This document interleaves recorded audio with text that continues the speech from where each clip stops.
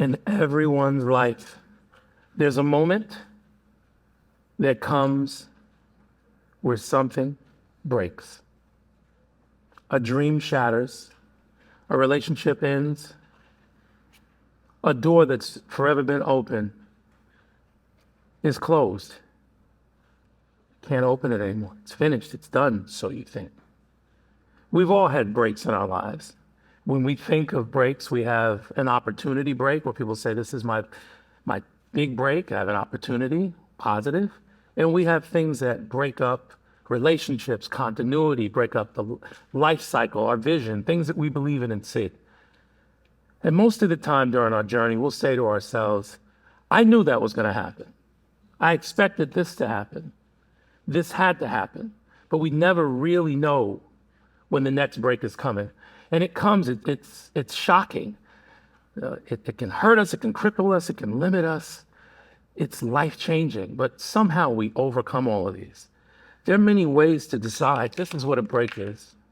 So surprising, we never know when it's coming. And it's disruptive, the things we value, the lens that we look through, the prism that we look through, the collective pieces in our life that we carry every day. Well, I had a break. A break in my life was a break that took me on a different journey. In New York City, I was 8 years old. I came home with my mother and my brother. We experienced youth homelessness. Everything we owned was in the street, dispossessed. One of the toughest moments that I thought of my life. I looked at my mother. This is a woman that opened doors, giant, the biggest doors in the world. She had no key to in our very house. She could not use that very small key to open this door. So as a child, I bounced around. I became a creative by looking at things going by in New York City. My brother Randall and I, we would travel on the train or go to the library to babysit ourselves. We had to stay in hotels and we had the support of the government and family, bouncing around, doing the best we could, never lacking love, never lacking support. We had discipline, morals, principles, self-control, and education was the thriving, energetic piece for me. It helped me keep moving. So when I got to about the 7th grade, I was in a place called Hollis, Queens, where a lot of the Queens legends came from. I was Mr. Sweetie G, a rapper, doing my creative stuff while still being a student. And at some point, I continued to ignore some of my past traumas. That breaking glass, the fragments that go into the body, we can't see them physically, but we can connect to people. If you look at epigenetics, sometimes we pick up characteristics of ancestors or relatives. So you can see it in family members, genetically it's written into the code. And sometimes we can't control it. Sometimes we're in an environment that doesn't give us the opportunity to thrive in a traditional manner. So we have to use different ways. I know hip hop was one way as a modality. It was a platform for a lot of people to create genius in fashion, music, communications, wealth. So there's so many different pathways that these breaks can cause us to walk into. I truly believe when I look at my life, it's a reflection of that journey, that I picked up many of those broken pieces and used them as tools. We all have the materials that it takes to put together the things that we need to have in order to have a satisfying life of purpose. So I want to kind of talk about the 4 boxes. The 4 boxes are, there is a way that you can address situations that are in the back of your mind. There are a lot of fears, there are a lot of traumas, there are a lot of personality traits. I mean, the way we respond, other people can pick up the negatives in us. Like we attract the people that we know, and we sometimes attract the people that we don't know. It's a human kinetic thing, we vibe with one another. You take 2 glasses of water, if they're physically in the same sphere, the same glass, and put them together, and you hit one of them, they resonate. Human beings resonate. But most of the time, we are forced to resonate with others because we want to keep our job, or we want to keep our image, or keep our family together, or do the things that we need to do. And I remember as a younger man, I was successful using music and I was running, but I was driven by fear. I was afraid that it would be possible that maybe I'd be homeless again, or I would not have a good connection. I didn't have a healthy connection with finance. And it was all fear driven. So I became hyper successful, didn't think about anything. And these things come and they meet you. They meet you where you are. And one of the ways to address that is, I want to talk about those 4 boxes. We have to speak to ourselves. We have to have that private, silent moment. Whether we speak to a loved one, spiritual advisor, a therapist, we've got to speak to someone so we can hear ourselves. When we're speaking to others, we're not really paying much attention to what the other person's doing or saying or resolving. And most times we don't have conversations with ourselves unless we're forced to. So one of those ways is to sit down and take a journal and write down things that trouble you most, things that have been a burden to you. And then also we have to be reflective, like a mirror of ourselves, and see, how are we affecting other people? How do we get along? Or do we have long relationships, short relationships? Are they enduring? We're going to be forced to deal with ourselves on our terms or others. So it's so important to get that point of contention, those issues that you're most challenged with, and have that courageous discussion, if you can, with yourself. Then when you're looking at that, you have to reframe it. You have to look at, what was my journey? What carried me here? Was it my communication skills? Was it my looks? Was it my ideas? Was it how I connect with people? Because most of the times we're so busy. In these times we're in, we have so many messages coming through that we're not really looking at each other. The collective consciousness of who we are, the collective consciousness of how we move the world is how we have been moved. We are so innately protective of ourselves. We have these armors. When we strip those armors off, the very things that broke us, the very things that tear us apart, the very things that have caused us pain are the things that we can use as points to recovery, to be better. I have a foundation called the Book Bank Foundation, and I've been serving the homeless all my life. I tried to get away from it. I tried to get away from it and buying houses and through wealth and operating in a space, NFL, NBA, prominent figures, and I would always measure my success based on finance, based on fame, and based on furtherance. How far was I from my past? Was it corrected because it didn't exist anymore?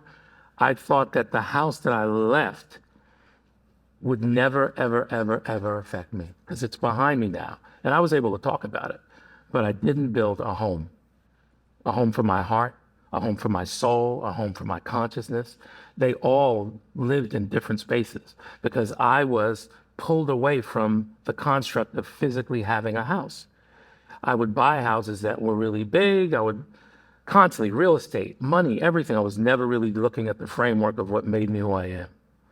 My point is, we have to pick up the fallibility, the failures, the fear. It can be the fuel to a finish in life like you've never seen before. We're looking through a prism that's been brought to us since we were children. And if we go completely blind, if we just close our eyes to it, we'll be able to resonate and see something deeper. We'll be able to talk to ourselves a little bit, find this pain, have the courage to come out to make the change we need to. And I think more so, the most important piece of it is reaching out and finding some spaces, some professionals. You can go to a therapist. Some people don't want, they want it to be private. Somebody could set up an email with an anonymous name just to communicate and talk with people. But time is moving so fast, faster than ever. With technology, with AI, we are becoming almost close to the human instinct, the spiritual instinct. So it's gonna catch up to us if we do not address it.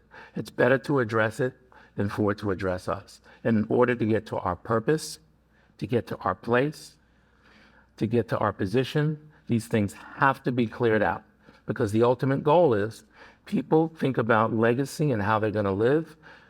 I asked myself, what would happen if I had to earn my life? Because we manufacture much of it. The clothing that we wear, the jobs that we have, how we help others. But if we had to earn our breath, if we had to inhale, and just do this with me, inhale for 1 second. Imagine if I had to earn my exhale. If I wasn't worthy in between holding my breath. If I wasn't worthy to be brought from the dead. When we sleep, we're in this innocent stage. We're testing and trusting the universe or God or something greater than us that we're going to even wake up. We have the faith to say we're going to go to sleep. I'm going to go to bed now with such great confidence that we'll even wake up. But if we had to earn the breath we take, if we had to earn the breath we give, that's when we live. It is so important to go back and get these hurt, harmed experiences and master them, address them separately. 2 ways to do it. I'm going to give an exercise. It's the craziest exercise I could think of. If you live in a warm place and you have no winter clothes, get some winter clothes, put on a hat, put on a scarf, gloves, a coat, put on a layer of sweaters, all the things you can, tons of socks, and think of something. Go up top.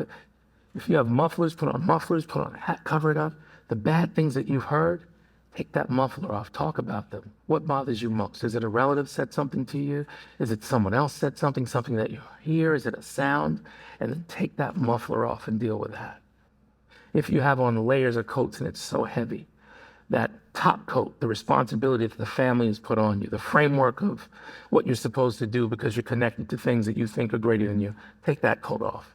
If someone's caused you a tremendous amount of shame and harm for something that you couldn't control, and it's a scarf, take that scarf off and start taking all these pieces off. See how low you can flow. What will it take for you to go, for you to know that you're no longer in the show, you're in the flow?